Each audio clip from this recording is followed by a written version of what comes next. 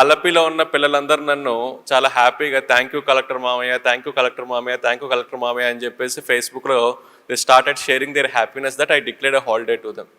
అట్లా ఒక 2 వీక్స్ తర్వాత ఒక అమ్మాయి నన్ను చూడటానికి వచ్చింది.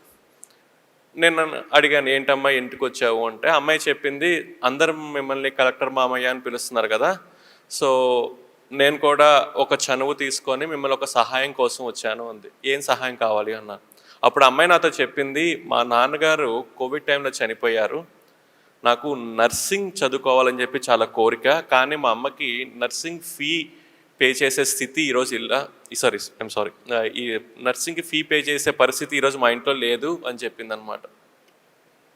అప్పుడు నేను అడిగాను, ఏం కావాలి అంటే, నాకు ఎవరైనా స్పాన్సర్ని చూస్తారా నర్సింగ్కి ఫీ పే చేయడానికి అండి, నేను ట్రై చేస్తానని చెప్పి. అప్పుడు నాకు తెలిసిన చాలా పెద్ద హీరో అయిన శ్రీ అల్లు అర్జున్ గారికి ఫోన్ చేశాను, ఇట్లా ఒక అమ్మాయి ఉంది, మీరు ఏమైనా హెల్ప్ చేస్తారా అంటే, అప్పుడు అల్లు అర్జున్ గారు కూడా 1 సంవత్సరం కాదు 4 సంవత్సరాలు కావాల్సిన ట్యూషన్ ఫీ, హాస్టల్ ఫీ మొత్తం నేనే పే చేస్తానని చెప్పి మొత్తం ఆయన కాలేజ్లో పే చేశారు. ఈ అమ్మాయి కాలేజ్కి వెళ్ళి రావటం మొదలుపెట్టింది.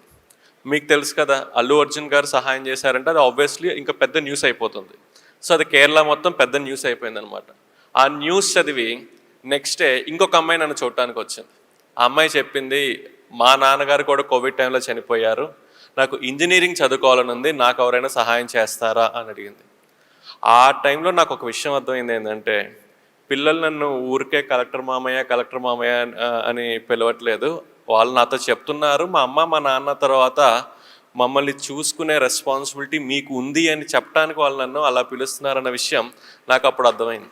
అప్పుడు నేను నా మనసులో ఒక మాట అనుకున్నాను, నేను అలపీకి జిల్లా కలెక్టర్గా ఉన్న టైంలో అలపీలో ఎంతమంది పిల్లలకైతే కోవిడ్ టైంలో అమ్మా నాన్న చనిపోయారో వాళ్ళందరికీ వాళ్ళు చదువుకునేదాకా స్పాన్సర్ని ఐడెంటిఫై చేసి ఇస్తాను అని చెప్పేసి.